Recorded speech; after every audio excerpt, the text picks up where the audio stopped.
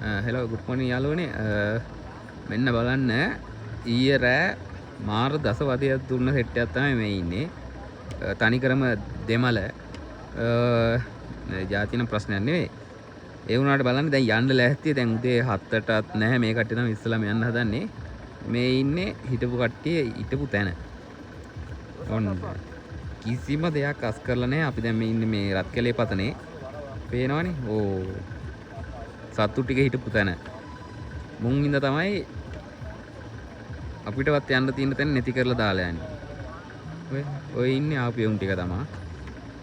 ඕ උන් තමයි මෙතන සක්කිලි වගේ ඊයේ රෑ තන්නි කර රෑ 12 වෙනකන් වැඩ මේ JBL දාගෙන සින්දු කී ඉඳලා ඔය හැම තැනම කාව. ඒ සේරම දාලා ඉවරලා දැන් යන්න හදන්නේ. ඔක්කොම නැගලා ඉවරයි. තව එකයි ඉන්නගෙන ඉන්නේ. මුන් තමයි රටවල් කන්නේ.